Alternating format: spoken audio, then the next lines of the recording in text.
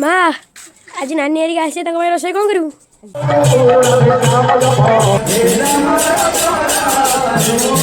ନମସ୍କାର, ଜୟ ଜଗନ୍ନାଥ, ଶୁଭ ସକାଳ ସାଙ୍ଗମାନେ। ଆଶା କରୁଛି ଭଲ ଥିବେ। ମୁଁ ବହୁତ ଭଲ ଅଛି। ଏବେ ହେଇଛି ରାତି 5ଟା, ମାନେ ଭୋର 5ଟା। ମୁଁ ଭୋଗ ସଜାଡ଼ି ସାରିଛି। ଭୋର 5ଟାରୁ କୁଆଡ଼େ ଯିବ? ଆମ ଗାଁ ଯେଉଁ ଅଷ୍ଟପହରି ହେଇଥିଲା ତାପରେ ଦିନ ନଗର ଦିନ ରାତି 4ଟାରୁ ଆମେ ସମସ୍ତେ ଯାଇଥାଉ ପୁଣି ଥରେ ଆଉ ଥରେ ବନ୍ଦାପନା କରିବାକୁ। ଆଗ ଭିଡ଼ିଓ ତ ଆପଣମାନେ ଦେଖିଥିବେ, ସେ ତ ମୋର ଡିଲେଟ୍ ହେଇଗଲା। ଆଉ ତାପରେ ଆମେ ଆସି ଠାକୁର ପାଖରେ ସମସ୍ତେ ପହଞ୍ଚି ଯାଇଥିଲୁ। ଠାକୁର ଦେଖ କେତେ ସୁନ୍ଦର ଦେଖାହେଉଛନ୍ତି, ସାଜସଜା ହେଇଛନ୍ତି। ତାପରେ ସମସ୍ତେ ଆଣିକି ଥାଳି ଧୂପ ଦିହରେ ସବୁ ଥୋଇକି ରଖିଥିଲେ। ତାପରେ ନନା ନଗେଇ ଦେଇଥିଲେ। ଆମେ ସବୁ ପୁଣି ବେଢ଼ା ଚାରିପିଟି ପରିକ୍ରମା ବନ୍ଦନା ସମସ୍ତେ କରିଥିଲୁ, ଯେ ଥାଳି ଧରିକି। ଆଉ ସେମିତି ଛାତ ବେଢ଼ା ବୁଲିଲା ପରେ ତାପରେ ଟିକେ ସେଠି ମାନେ ଭଜନ କୀର୍ତ୍ତନ ଭଉଣୀମାନେ ମୋର ସବୁ କରିଥିଲେ। ଆଉ ତାଙ୍କ ସହିତ ମୁଁ ବି ତ ଥିଲି, ଆପଣମାନେ ତ ଦେଖିପାରୁଥିବେ। ଆଉ ଏମିତି ନା ଆମର ପ୍ରତିବର୍ଷ ହେଇଥାଏ। ଏଇ ଦିନଟା ଆସିଲେ ନା ମୁଁ ବହୁତ ଖୁସି ଲାଗେ, କାହିଁକିନା ସମସ୍ତେ ଏକାଠି ହେଇକି ମିଳି ହେଇକି ଆମ ଯେଉଁ ଖୁସିଟା ସବୁବେଳେ ଆମକୁ ମିଳିଥାଏ, ଏକୁଟିଆ ତ ସେ ଖୁସିଟା ଆମକୁ କେବେ ମିଳେନି। ସେଥିପାଇଁ ଭୋଗ ବି ନେଇଯାଇଥିଲି, ଯେଉଁ ନନା ଭୋଗ କରିଦେଲେ ଘରକୁ ନେଇ ପଳେଇ ଆସିଥିଲି। ତାପରେ ଆସିକିନା ଆଗେ ଚା ଟିକେ ବସାଇ ଦେଇଥିଲି, କାହିଁକିନା ମୁଁ ଭୋରୁ ଗାଧେଇଛି, ମୋ ମୁଣ୍ଡ ଫୁଣ୍ଡ ବିନ୍ଧିବ। ଚା ଟିକେ ପିଇ ଦେଇକି ତାପରେ ଠାକୁର ପୂଜା କାମ ସବୁ ସାରି ଦେଇଥିଲି। ତାପରେ ରୁଟି ଭଜା କରିଦେଇଥିଲି। ବାବୁ ତ ଘରେ ନାହାନ୍ତି, ପୁଅ ଝିଅ ଖାଇବେ, ମୁଁ ଖାଇମି। ଆଉ ରୁଟି ଭଜା ହେଇସାରିଲା ପରେ ତାପରେ ଭାବିଥିଲି ଭୋଗଟାକୁ ମୁଁ ଟିକେ ଆଜି ଚକୁଡ଼ି ଦେମି, କାହିଁକିନା ସିଏ ଭୋଗ ଯଦି ମୁଁ ଆଜି ନ ଚକୁଡ଼ିବି ନା, ସିଏ ଯଦି ରଖିଦେମି ସିଏ ରହିଯିବ।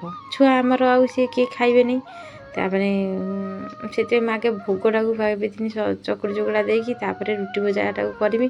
ତାପରେ ନା ରୁଟି ଭଜାଟା କରିଦିଏ, ତାପରେ ଭୋଗ ଚକୁଡ଼ିବି। ରୁଟି ଭଜା ମୋର ରେଡ଼ି ହେଇଥିଲା। ତାପରେ ଭୋଗ ନଡ଼ିଆକୁ ଅଧା କରିଦେଇଥିଲି, ଅଧା କାଟି ଦେଇଥିଲି, ଭୋଗଟାକୁ ଚକୁଡ଼ି ଦେଇଥିଲି। ସମସ୍ତେ ତାପରେ ପୁଅ ଝିଅ ମୁଁ ସମସ୍ତେ ଆମେ ବସିକି ଖାଇ ଦେଇଥିଲୁ। ଖାଇସାରିଲା ପରେ ଆମର ଗୋଟେ କ'ଣ ବିଧି ଅଛି ଜାଣିଛ, ଆମ ମାନେ ନଗରରେ ମାନେ ଯେତିକ ଆମ ଗାଁରେ ବନ୍ଧୁବାନ୍ଧବ ଅଛନ୍ତି ସମସ୍ତଙ୍କ ଘରକୁ ବିସ୍କୁଟ ଆଉ ଚକୋଲେଟ୍ ଦିଆହୁଏ। ଆଉ ଯେହେତୁ ତା ବାପା ନାହାନ୍ତି, ଟିକେ ବାହାରକୁ ପଳେଇଛନ୍ତି, ପୁଅକୁ କହିଥିଲି, ପୁଅ ଯାଇ ନେଇ ଆସିଥିଲା। ପୁଅ ମୋତେ ଦେଖ କହିଲା, ମୁଁ 4ଟା ସ୍ପ୍ରେ ଆଣିଛି, ମୋର ନଗରରେ ନେଇକି ଯିମି, ଆଉ ଦେଇକି ତୋ ସବୁ ବିସ୍କୁଟ ନେଇ ଆସିଛି, ତୁ ତୋର ବାଣ୍ଟିବୁ। ଆଉ ମାନେ ଦେଖିବା ସବୁ କି ବିସ୍କୁଟ ଆଣିଛୁ। ପୁଅ ସବୁ ଗୋଟେ ଗୋଟେ କାଢ଼ିକି ମୋତେ ଦେଖିଲା, ଯାହା କହିଥିଲି ଗୋଟିଏ ନେଇକି ଆସିଥିଲା। ତାପରେ ପୁଅ ମୋତେ ପଚାରିଲା, ମା ଆଜି ନାନୀ ହେରିକା ଆସିବେ ତାଙ୍କ ପାଇଁ ରୋଷେଇ କ'ଣ କରିବୁ? ଦହିବରା ଆଳୁଦମ୍ କରିଦେବି ତାଙ୍କ ଲାଗି। ହଉ। ତାର ପୁଅ କହିଥିଲି, ନାନୀ ହେରିକା ଆସନ୍ତୁ, ତାଙ୍କ ପାଇଁ ମୁଁ ଦହିବରା ଆଳୁଦମ୍ କରିଦେମି, ସେମାନେ ତ ଖାଇବେ। ଆଉ ସେ ତ ଆସିବେ 4ଟା ବେଳକୁ। ତାପରେ ବିରି ଟିକେ ସକାଳୁ ଭେଦେଇ ଦେଇଥିଲି, ବିରିକି ଧୋଇ ଗାଧୋଇକି ତାକୁ ଗ୍ରାଇଣ୍ଡର କରିଦେଇକି ତାକୁ ରଖିଦେଲି। ତାପରେ ପୁଅ କହିଥିଲା, ମା ଦହିବରାଟା ଭଲସେ କରିବୁ, ଯେମିତି ଭଲ ଫୁଲିବ, ଆଉ ନାନୀ ହେରିକା ଖାଇବାକୁ ଯେମିତି ମାନେ ଭଲ ପାଇବେ। ମାନେ ହଁ ଭଲସେ ତ କରିମି, ମୁଁ ଦହିବରା କେତେବେଳେ ଖରାପ କରିକି? ଦହିବରାଟା ନା ମାନେ ମୋ ନଣନ୍ଦମାନଙ୍କ ଭାରି ପସନ୍ଦ, ନଣନ୍ଦ ଭଣଜା ଭାଣିଜୀମାନଙ୍କର ଭାରି ପସନ୍ଦ। ସେଥିପାଇଁ ସିଏ ତ ଆସନ୍ତି, ମୁଁ ତାଙ୍କ ପାଇଁ ଦହିବରା କରିଥାଏ। ତାପରେ ବରାବରି ବି ମାନେ ପାଖରେ ନଣନ୍ଦ ଘର ନା, ଆଉ ଗାଁ ଭିତରେ ଆମର, ସେମାନେ ଆସିଥାନ୍ତି। ପ୍ରତି ପୁନେଇ ପର୍ବ ହେଲେ ମୁଁ ତାଙ୍କୁ ଡାକିଥାଏ, ସେମାନେ ଆସିଥାନ୍ତି। ତାପରେ ମୁଁ ଗୋଳେଇ ଗୋଳାଇ ରଖିଦେଇକି ତାପରେ ସୋଡ଼ା ଟିକେ ତା ଦେହରେ ପକାଇ ଦେଇଥିଲି, ମୁଁ ଜଲ୍ଦି ଫୁଲିଯିବ ବୋଲିକି। ଟାଇମ୍ ନାହିଁ, ପୁଣି ରୋଷେଇ କରିବି, ଆକୁ ଦହିବରା କରିସାରିଲେ। ତାପରେ ଯାଇକି ଚୁଲି ଲଗାଇ ଦେଇଥିଲି ଛାତ ଉପରେ, ନା ତଳେ ମୋର ଚୁଲି କେଉଁଠି ସୁବିଧା ନାହିଁ, ସେ ନାହିଁ ଛାତ ପାହାଚ ଉପରକୁ ଛାତ ଉପରେ ଗୋଟେ ଚୁଲି ରଖିଦେଇଛି, ଉଠା ଚୁଲିଟିଏ। ସେ ଉଠା ଚୁଲିରେ ମୁଁ ସବୁବେଳେ ରୋଷେଇ କରେ। ଆଉ ଗ୍ୟାସ୍ରେ କେତେବେଳେ କେମିତି ରୋଷେଇ କରେ। ଆଉ ଉଠା ଚୁଲିରେ ପ୍ରାୟ ଟାଇମ୍ ଚୁଲିରେ ତରକାରୀଟା ରାନ୍ଧିଲେ ଟିକେ ଟେଷ୍ଟ ଆସେ ବୋଲିକି ମୁଁ ସେଥିପାଇଁ ଉଠା ଚୁଲିରେ ହିଁ ତରକାରୀଟା ସବୁବେଳେ ରାନ୍ଧିଥାଏ। ତାପରେ ଦହିବରା ଆମର ରେଡ଼ି ହେଇଥିଲା। ତାପରେ ଭାବିନି ପାଣିରେ ପକାଇ ଦେଇକି ଖାଲି ତ ଦହିବରା ମାନେ ଖାଇବା କ'ଣ ଭଲ ଲାଗିବ କି? ତା ସହିତ ମାନେ ଆଳୁ କଷା ଟିକେ କରିଦେମି, ଦହିବରା ଆଳୁ କଷା ପକାଇ ସବୁ ରକମ ଟିକେ ଖାଇଲେ ଦହିବରାଟା ଟିକେ ଭଲ ଲାଗିଥାଏ, ଟେଷ୍ଟ ଆସିଥାଏ। ଆଉ ସେଇଥିପାଇଁ ସମସ୍ତେ ଆସିବା ଖୁସିରେ ମୁଁ ଆଉ ମାନେ ଖରାବେଳ ବେଳି ମୁଁ ଲାଗି ଯାଇଥିଲି ଖାଇସାରିକି। ଆଉ କଷ୍ଟ ହେଲେ କ'ଣ ହେବ, ଯେ ସମସ୍ତେ ଖାଇବେ ଗୋଟେ ଖୁସି ମନରେ ଆସିବ ନା ନାହିଁ, ଯାହା ସମସ୍ତେ ଖାଇଲେ। ସେଥିପାଇଁ ବରା ଛାଣି ଦେଇକି ତାକୁ ପାଣିରେ ପକାଇ ଦେଇକି ତାପରେ ସେଇ କଢ଼େଇରେ ତେଲକୁ ଓଜାଡ଼ିକି ମୁଁ କ'ଣ ନା ଆଳୁ କଷାଟାକୁ କରିଦେଇଥିଲି। ଆଳୁକୁ ଆଗେ ସେ ଘରେ ସିଝେଇ ଦେଇଥିଲି ପ୍ରେସର୍ କୁକର୍ରେ, ମସଲା ନେଇକି ସେଇଠି ତ ମୁଁ ବରା ଛାଣିବି, ସେଇଠି ଆଳୁ କଷାଟା କରିଦେବି। ଆଉ ଆଳୁ କଷାଟା ରେଡ଼ି ହେଇଥିଲା। ତାପରେ ଭୃଷଙ୍ଗ ପତ୍ର ଆଣିକି ରଖିଥିଲି, ମାନେ ଆଳୁ କଷା ହେଇସାରିଲେ ଦହି ଛୁଙ୍କଟା କରିଦେମି, ଦହି ଛୁଙ୍କଟା କରିଦେଇକି ଦହିବରା ଦେହରେ ପକାଇ ଦେଇକି ତାପରେ ଯିବି ପୁଣି ନଣନ୍ଦମାନଙ୍କୁ ଡାକିବା ପାଇଁ। ଆଉ ସେମାନେ ନ ଡାକିବାକୁ ଗଲେ ସେମାନେ କ'ଣ ଆସିବେ? ପାଖରେ ଯେହେତୁ ଭାଇ ତାଙ୍କର ନାହାନ୍ତି, ମୋତେ ଯିବାକୁ ପଡ଼ିବ ଡାକିବା ପାଇଁ। ଆଉ ଆମ ଗାଁରେ ନଗରଟା ହେବ, ଝିଅମାନେ ଆସିବେ ଦେଖିବେ ନା, ମାନେ ଘରେ ଝିଅଟି ଆସିଲେ ସତ ମୋତେ ବହୁତ ଖୁସି ଲାଗିଥାଏ। ଏପଟେ ଦହିବରା ମୋର ହେଇଥିଲା, ଏପଟେ ମାନେ ଆଳୁ କଷା ବି ମୋର ରେଡ଼ି ହେଇଥିଲା। ତାପରେ ଛୁଙ୍କଟା କରିଦେଇଥିଲି। ମାନେ ଆମ ଗାଁରେ ସବୁବେଳେ ଗୋଟେ ପରମ୍ପରା ଅଛି, ମାନେ ପ୍ରତ୍ୟେକଟି ପୁନେଇ ପର୍ବରେ ପାଖରେ ଝିଅମାନେ ଥାଆନ୍ତି ବୋଲିକି ସମସ୍ତେ ଆମେ ଡାକି ଆଣିଥାଉ। କାହିଁକିନା ଆଜି ଏଇଟା ହେଲା, କାଲି ସେଟା ହେଲା, ଝିଅମାନେ ଆସିଥାନ୍ତି, ସେମାନେ ସବୁ ସହଯୋଗ ବହୁତ କରିଥାନ୍ତି, ସାହାଯ୍ୟ ବି କରିଥାନ୍ତି ସବୁ କଥାରେ। ଆଉ ଯାହା ମନଟା ଭାରି ଖୁସି ଲାଗେ, ନଣନ୍ଦମାନେ ଆସିଲେ ନା ତ ମନଟା ଭାରି ଖୁସି ଲାଗେ। ତାଙ୍କ ସାଥିରେ ଝଡ଼େଇ ମଡ଼େଇ ହେବା, ଗେଲଥଟା ହେବା, ଏମିତି ତ କାମ ତ ସବୁବେଳେ ଆମର ବୁଢ଼ାଙ୍କର କାମ ତ ମୁଁ ସବୁବେଳେ କରୁଛନ୍ତି, ତା ଦେହରେ ମନ ଟିକେ ଖୁସି ଲାଗିବ, ତା ହେବ ନା ନାହିଁ। ତାପରେ ଦହିବରା ଆମର ରେଡ଼ି ହେଇଥିଲା। ମୁଁ ଚାଲିଥିଲି ଦାଣ୍ଡରେ ଯାଇକି ଦେଖିଲା ବେଳକୁ ସେଠି ମାନେ ସମସ୍ତେ ବାହାରି ପଡ଼ିଲାଣି ନଗର। ତାପରେ ମୁଁ ପ୍ରତିବର୍ଷ ନଗର ଯିବା ଟାଇମ୍ରେ ହିଁ ମୁଁ କଳସ ବସେଇଥାଏ ଦାଣ୍ଡରେ। ସେ କଳସ ଯେତେବେଳେ ଯାଆନ୍ତି ବାହାରିକି, ସେ କଳସ ପାଣିଟା ଢଳା ହେଇଥାଏ, ଆମେ ସେ କଳସ ବସି ସାରିକିନା ସମସ୍ତେ ମାନେ ପାଦ ତଳେ ସାଷ୍ଟାଙ୍ଗ ହୋଇ ପଡ଼ିଥାଉ। ଆଉ ସେମାନେ ତୁଳସୀ ଧଣ୍ଡା ଦେଲେ ଆମେ ସେଟାରୁ ଉଠିଥାଉ। ଏଥିପାଇଁ ମୁଁ ଜଲ୍ଦି ଦହିବରା ସବୁ ଖାଇବା କରିସାରିକି ଯାଇକି ନଣନ୍ଦମାନଙ୍କୁ ଡାକିକି ପଳେଇ ଆସିଥିଲି। ତାପରେ କଳସ ବସେଇ ଦେଇଥିଲେ। ଇଏ ଗୋଟେ ନଣନ୍ଦ, ଦେଖ ଦାଣ୍ଡ ଆମର ପୁରା ପୁରୀ ଉଠିଲାଣି। ସମସ୍ତେ ଆସିକି ମାନେ ଝିଅ ଝିଆଣି, ଆମ ଘରୁ ଏକୁଟିଆ କାହିଁକି, ପ୍ରତ୍ୟେକଟି ଘରର ଝିଅ ଝିଆଣିକି ସମସ୍ତେ ଡାକିଥାନ୍ତି, ସମସ୍ତେ ମାନେ ଆସିଥାନ୍ତି। ଛୋଟଠୁ ଆରମ୍ଭ କରି ବଡ଼ ପର୍ଯ୍ୟନ୍ତ ସମସ୍ତ ମନ ନା ଆଜି ବହୁତ ଖୁସି ଥାଏ। କାହିଁକିନା ଆମ ନଗର ଯିବ ଆଜି, ଏଇ ବର୍ଷଟାକୁ ନା ସମସ୍ତେ ଚାତକ ପରି ଚାହିଁ ବସିଥାନ୍ତି। ତାପରେ ଏପଟେ ଦେଖ ସମସ୍ତେ ଅଳତା ଲଗାଉଛନ୍ତି, ମୋତେ ବି ଡାକିଥିଲେ ଆଇ ଲଗାଇବୁ, ମାନେ ମୁଁ କାଲି ଲଗେଇଥିଲି, ମୋ ପାଦରେ ଛାଡ଼ିନି, ତଥାପି ମୋତେ ବାଧ୍ୟ କରିକି ଲଗେଇ ଦେଇଥିଲେ, ମୁଁ ଲଗେଇଥିଲି। ତାପରେ କଳସ କତିରେ ଆମେ ଜାଣିଛନ୍ତି, କଳସ କତିରେ ନା ଆମେ ସମସ୍ତେ ସାଷ୍ଟାଙ୍ଗ ପ୍ରଣାମ କରି ପଡ଼ିଥାଉ।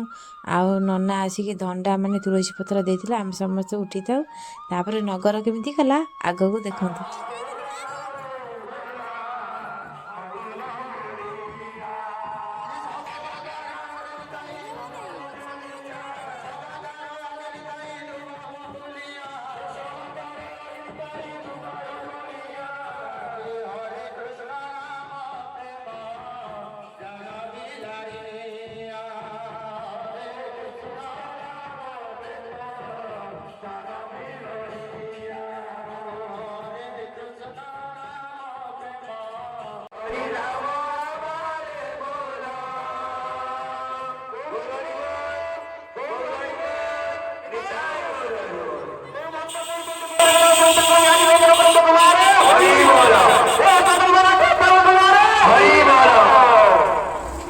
ଆଜି ନଗର ଭ୍ରମଣ କରି ଠାକୁର ଯାଉଛନ୍ତି।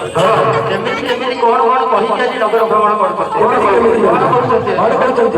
ରାଧେ ରାଧେ ଗୋବିନ୍ଦ ବୋଲ, ରାଧେ ରାଧେ ଗୋବିନ୍ଦ ବୋଲ, ରାଧେ ରାଧେ ଗୋବିନ୍ଦ ବୋଲ, ରାଧେ ରାଧେ ଗୋବିନ୍ଦ ବୋଲ।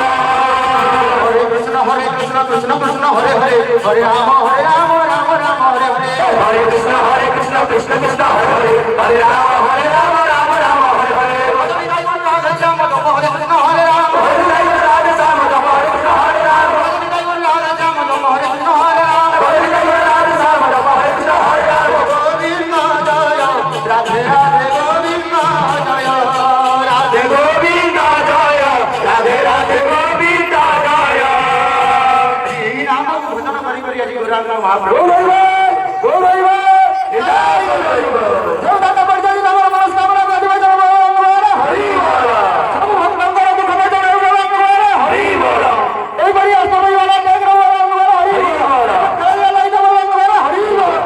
ଆଜି ରାଧା ନାମ କୃଷ୍ଣ ନାମ ଗାଇ ଗାଇ ଆଜି ଗୌରାଙ୍ଗ ମହାପ୍ରଭୁ ଭ୍ରମଣ କରି ଯାଉଛନ୍ତି।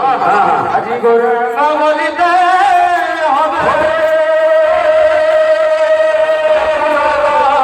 ତାପରେ ନଗରରେ ସବୁ ମାନେ ଗାଁ ଲୋକ ସମସ୍ତେ ନଗର ନେଇକି ବାହାରି ଯାଇଥିଲେ। ଆମେ ତାପରେ ନା ନଗର ଗଲା ପରେ ବହୁତ ମଜାମସ୍ତି କରିଥାଉ। ଆଉ ସେ ଭିଡ଼ିଓଟା ଏଇଟା ଲଙ୍ଗ୍ ଭିଡ଼ିଓ ହେଇଗଲା ବୋଲି 10 ମିନିଟ୍ ଭିଡ଼ିଓ ହେଇଗଲା ବୋଲି ମୁଁ ତା ସହିତ ଛାଡ଼ି ପାରିଲିନି। ସିଏ ବି 10 ମିନିଟ୍ ହେଇଯିବ, ଏତେ ସମୟ କିଏ ଦେଖିବ? ସେଇଥିପାଇଁ ନେକ୍ସଟ୍ ଭିଡ଼ିଓରେ ମୁଁ ଆପଣମାନଙ୍କୁ ଦେଖେଇବି ମାନେ ଆମ ଗାଁ ନଗର ଗଲା ପରେ ଆମେ ସମସ୍ତେ କେତେ ମାନେ ଖୁସି ମାନେ କରିଥାଉ ସମସ୍ତେ।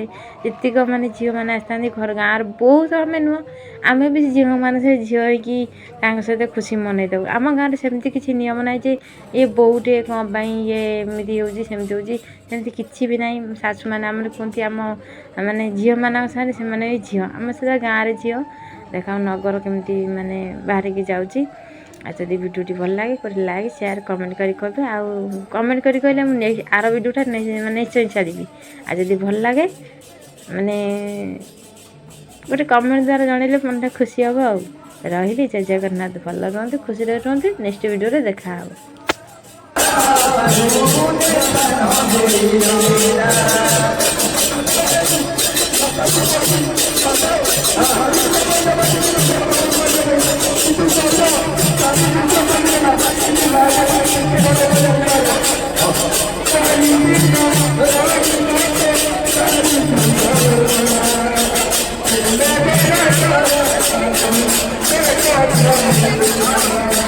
ଚାରି ଦିନ କରି ମୋତେ